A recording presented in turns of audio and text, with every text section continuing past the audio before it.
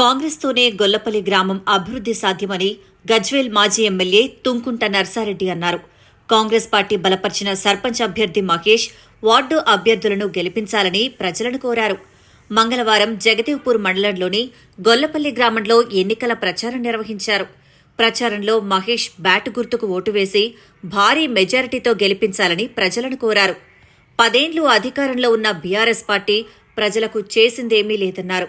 కాంగ్రెస్ అధికారంలోకి వచ్చాకే పేదలకు సంక్షేమ ఫలాలు, ఇందిరమ్మ ఇళ్లు, ఉచిత విద్యుత్, రేషన్ కార్డులు, రైతు రుణమాఫీ, ఉచిత బస్సు, వడ్డీ లేని రుణాలు, చీరల పంపిణీ అందుతున్నాయని పేర్కొన్నారు. ఈ కార్యక్రమంలో market committee chairman Vanteru Narender Reddy, నాయకులు వేణు, బాలరాజు, గ్రామ మహిళలు తదితరులు పాల్గొన్నారు.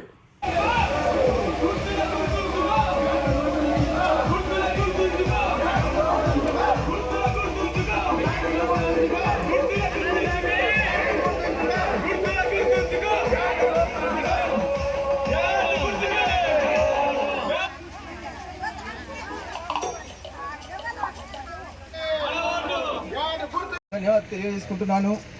మీ అందరూ మంచి మద్దతు ఇచ్చి భారీ మెజార్టీతో నన్ను గెలిపించగలరని కోరుకుంటున్నాను. నేను రోజు ఇంటింటికి డోర్ టు డోర్ తిరుగుతూ మీకు చెప్పిన ప్రతి హామీని మీ ఇంటి బిడ్డగా, మీ కొడుకుగా, మీ అన్నగా, మీ తమ్మునిగా ప్రతి సమస్యను నెరవేరుస్తానని నేను మీ అందరికీ ప్రమాణం చేసి చెప్తున్నాను. నేను చెప్పిన 101 మన గొల్లపల్లి గ్రామంలో 2017లో 101 ధరణి వచ్చినప్పుడు 101 ఉన్నటువంటి రైతులందరికీ భూమి కట్టయింది. వాళ్ళందరికీ నర్సన్నకు ఒక విన్నపం. 101లో 120 మంది రైతులు ఉన్నారు. ఆ సర్వే నెంబర్లు 120 మంది రైతులు, పేద రైతులు, దళితులు, బలహీన వర్గాలకు చెందినటువంటి రైతులు ఉన్నారు. వాళ్ళందరికీ పట్టాలు ఇప్పించగలరని అన్నను కోరుకుంటున్నాను. అలాగే ఇప్పుడు ఆ 101 సర్వే నెంబర్కు వెళ్ళడానికి దారి సరిగా లేదు. ఆ కుంటలో నుంచి వెళ్ళాలి. దాన్ని కూడా మీరు మీ సహకారంతో దాన్ని మనం కంప్లీట్ చేయాలి. ఇంకొకటి దంతెల 103 సర్వే నెంబర్లో కూడా వెళ్ళడానికి దారి సరిగా లేదు. ఆ దారిని కూడా కంప్లీట్ చేయాలి. మా గ్రామానికి నీటి ఎద్దడి, బీసీ కాలనీ, ముదిరాజ్ కాలనీకి నీటి ఎద్దడి బాగుంది. ఎండాకాలం వచ్చిందంటే చాలా తీవ్రమైన సమస్య ఏర్పడుతుంది ఆ 2 కాలనీలకి. అప్పుడు కూడా 2 ట్యాంకీలు మన ప్రభుత్వం, మీరు ఎమ్మెల్యేగా ఉన్నప్పుడు, గీతారెడ్డి మినిస్టర్గా ఉన్నప్పుడు మనకు 2 పెద్ద ట్యాంకులు శాంక్షన్ చేసిరు కాంగ్రెస్ ఉన్నప్పుడే.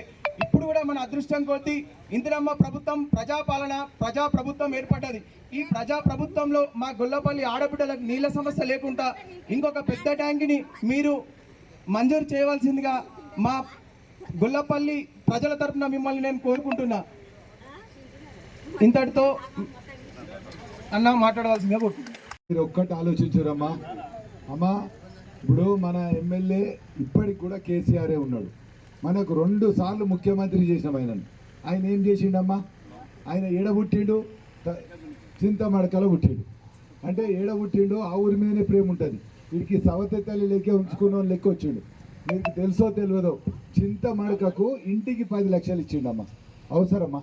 మరి మనం 2 సార్లు ముఖ్యమంత్రి చేసినాం. మరి మనకు కూడా ఇవ్వాలి కదా. ఆడ 10 ఇస్తే 5 ఇవ్వాలి కదా. ఎవ్వరికి ఇవ్వలే.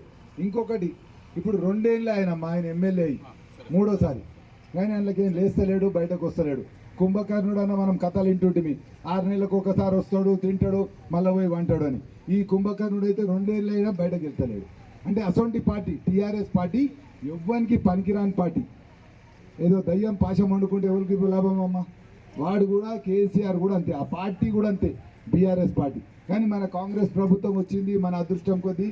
అన్నిటికన్నా ముఖ్యంగా 6 గ్యారంటీలు అన్నాడు మన రేవంత్ అన్న రాకముందు. ఏందమ్మా 6 గ్యారంటీలు?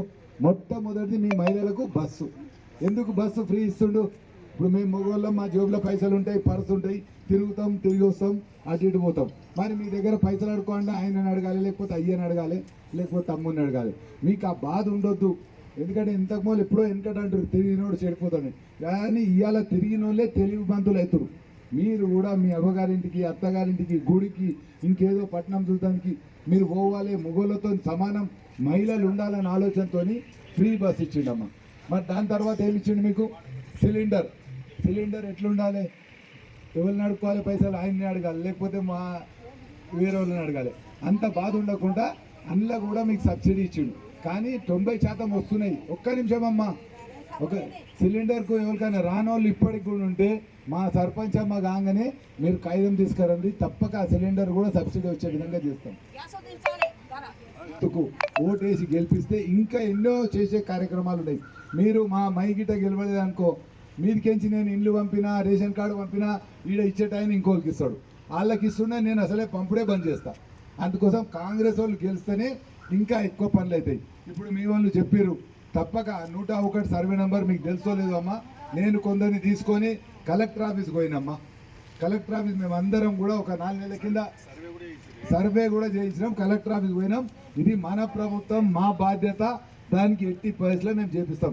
ఏదో ఇవాళ మాట అని పోడు కాదు, మళ్ళీ ఇంకో నెలకు ఎంపీటీసీ ఎలక్షన్ వస్తాయి, ఇంకో 2 నెలలకు కోఆపరేటివ్ వస్తాయి, ఇంకా 2 నెలలకు మళ్ళీ నేనే వస్తా మళ్ళీ పోటీ. అందుకోసం 101 సర్వే నంబర్ ఎట్టి పరిస్థితిలో మీకు చేపించే బాధ్యత మాది.